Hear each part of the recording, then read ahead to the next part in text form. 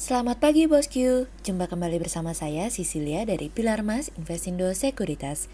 Touch your heart, touch your profit. Nah, seperti biasa kita akan mulai saja nih market review kita hari ini, Senin 18 Oktober 2021 dengan episode Bank Sentral Cina. Maka dari itu jangan kemana-mana ya bosku, tetap di channel Pilar Mas Investindo Sekuritas. Touch your heart, touch your profit. Pionir Sekuritas Channel di Indonesia.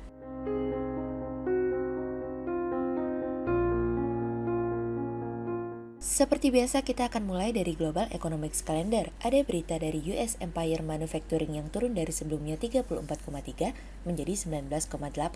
Kemudian ada dari US Retail Sales Advance month on month yang turun dari sebelumnya 0,9% menjadi 0,7%. Kemudian ada dari US Imports Price Index month on month yang turun dari sebelumnya minus 0,3% menjadi 0,4%. Kemudian kita beralih ke corporate news. Ada berita dari PT Megapolitan Developments Tbk atau EMDE yang optimistis bisnis mall yang dimiliki bisa bangkit pada kuartal 4 2021 dari kontan.co.id.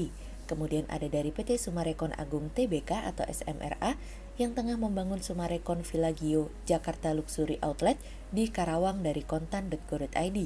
Kemudian ada dari PT Metropolitan Land Tbk atau MTLA yang menargetkan recurring income dari mall dan hotel 400 miliar rupiah dari kontan.co.id. Kemudian pada perdagangan hari Jumat tanggal 15 Oktober 2021, IHSG ditutup menguat 7 poin atau 0,11% ke level 6.633. Sektor properti, industri dasar, infrastruktur, keuangan mendominasi kenaikan IHSG pada perdagangan kemarin. Investor asing mencatatkan pembelian bersih sebesar 1.501 miliar rupiah. Kemudian kita akan masuk ke market review kita hari ini. Cerita hari ini akan kita awali dari sebuah cerita apa adanya.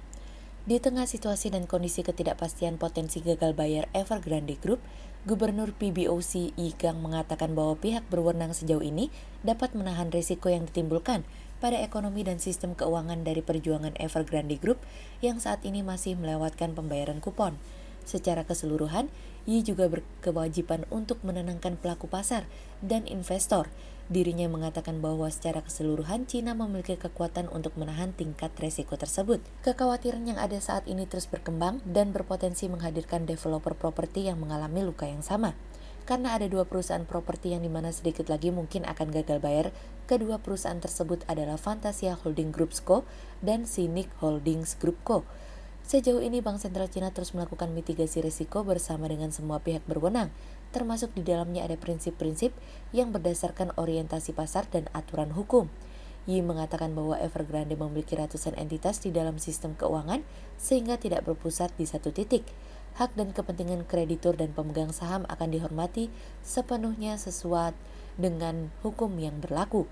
Tanpa menyebutkan Evergrande, Yi mengatakan bahwa risiko gagal bayar semakin mengalami kenaikan karena banyak perusahaan properti di Cina yang salah dalam mengembangkan perusahaan dan melakukan ekspansi yang berbahaya, yang dimana memberikan dampak terhadap pemulihan ekonomi di Cina.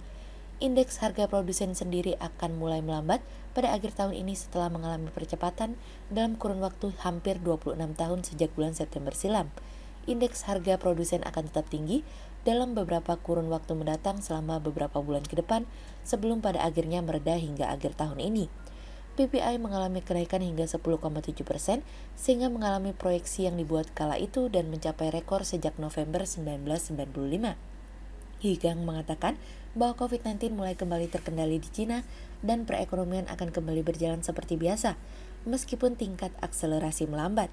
Ekspansi perekonomian akan berada di kisaran 8% sepanjang tahun, namun pertumbuhan ekonomi Cina akan melambat hingga 5% pada kuartal 3 2021 nanti. Yi berjanji Bank Sentral akan membuat setiap kebijakan dengan bijaksana. Memang benar pertumbuhan ekonomi kala ini agak moderat karena akselerasi yang melambat. Di tengah situasi dan kondisi Cina yang sedang mengalami struggle, Selandia Baru justru mencatatkan inflasi yang lagi-lagi mengalami kenaikan pada kuartal 3 2021. Kemarin nih bosku, CPI dari inflasi telah terbukti yahut dengan kenaikan dari sebelumnya 3,3% menjadi 4,9% secara year on year dan 1,3% menjadi 2,2% secara quarter over quarter kuartal 3 2021. Bank Sentral Selandia Baru terus menjaga inflasi untuk berada di kisaran rentang 1% hingga 3%. Selandia Baru sebelumnya juga sudah menaikkan tingkat suku bunga loh bosku, dari sebelumnya 0,25% menjadi 0,5%, dan apabila menilik seperti ini situasi dan kondisinya, kami yakin Bank Sentral Selandia Baru tidak akan tinggal diam saja. Mereka juga tidak menutup kemungkinan akan terus menaikkan tingkat suku bunga menyesuaikan dengan situasi dan kondisi yang ada. Saat ini tingkat inflasi secara year on year yang terjadi di Selandia Baru merupakan yang tertinggi sejak 2011 yang dimana kala itu didorong kenaikan pajak barang dan jasa pada akhir 2010. Jika waktu itu tidak ada GST, maka pergerakan inflasi yang terjadi saat ini merupakan yang terbesar sejak 1987. Saat ini kami melihat para pemimpin bank sentral tengah berpikir dua kali nih bosku. Di tengah situasi dan kondisi yang terjadi saat ini, mengenai inflasi yang dikatakan bahwa inflasi sementara, namun ternyata inflasi akan jauh lebih lama dari yang bisa diperkirakan. Dan sejauh mana inflasi masih dapat ditoleransi, sejauh itu pula bank sentral masih akan bertahan untuk tidak menaikkan tingkat suku bunga. Gangguan supply chain yang mendorong harga mengalami kenaikan, ditambah dengan permintaan yang terus konsisten mengalami kenaikan seiring dengan pembukaan kembali perekonomian, telah membuat inflasi bertahan lebih lama. Semoga saja hal ini tidak mempengaruhi semua pergerakan bank sentral lainnya, karena tekanan akan dirasakan jauh lebih besar oleh 10 negara yang rentan akan taper tantrum berdasarkan riset Nomura Holding, dan Indonesia masuk ke dalam 10 negara yang rentan akan taper tantrum tersebut. Kemudian cerita selanjutnya datang dari surplus lagi, mantap. BPS melaporkan neraca perdagangan Indonesia untuk September yang tercatat surplus 4,37 miliar US dollar. Realisasi tersebut lebih tinggi dari konsensus yang memproyeksikan adanya surplus sebesar 3,84 miliar US dollar, namun masih lebih tinggi dari 2,44 miliar US dollar pada September 2020.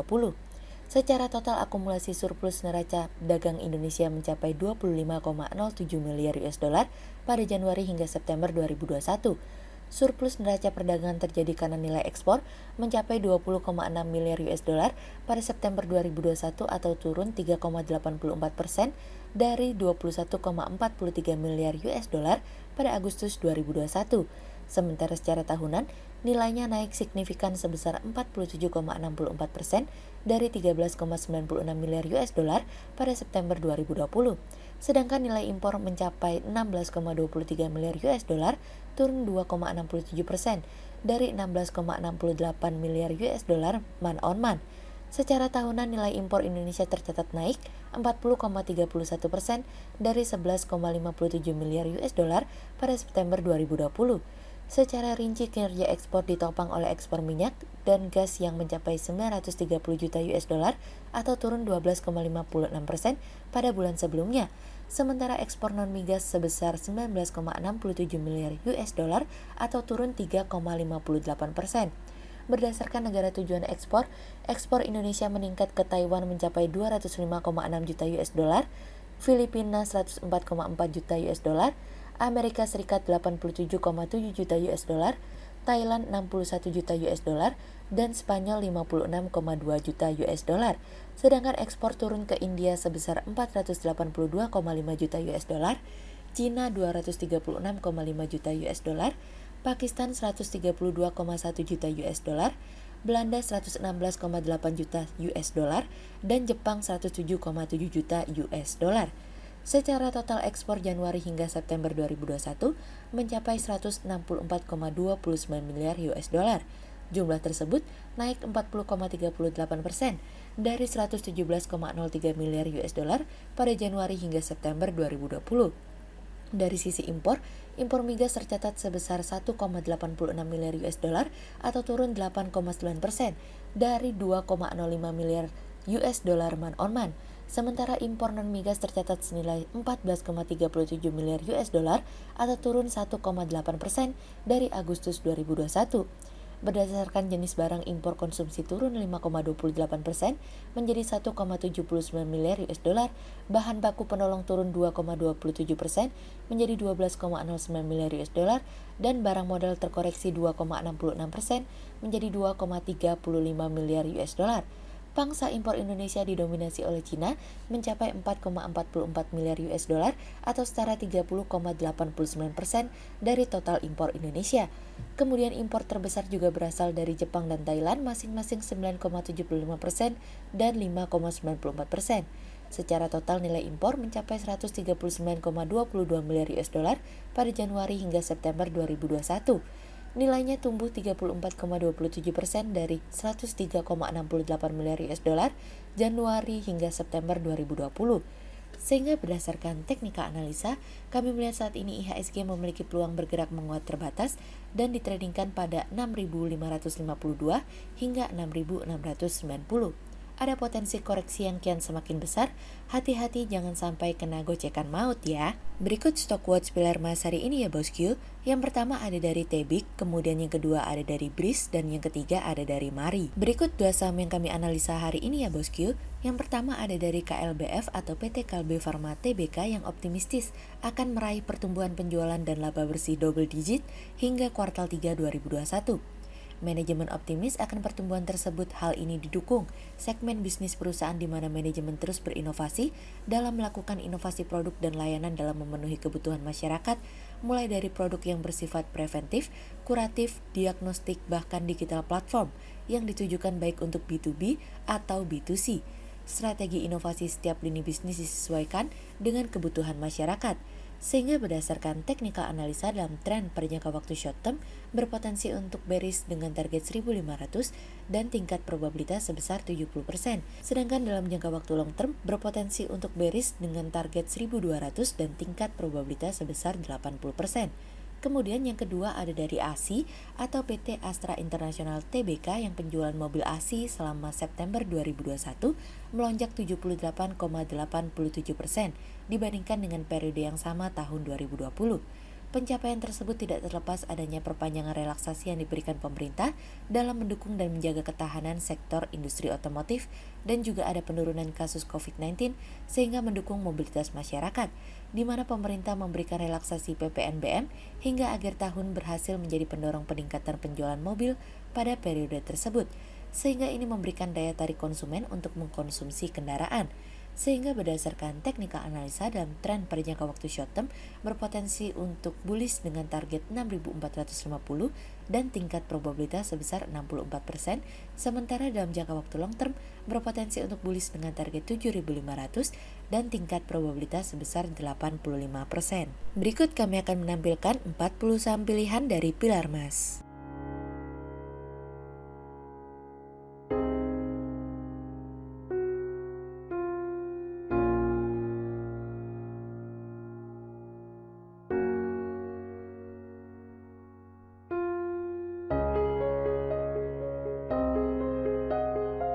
Sekian untuk review market kita kali ini ya bosku.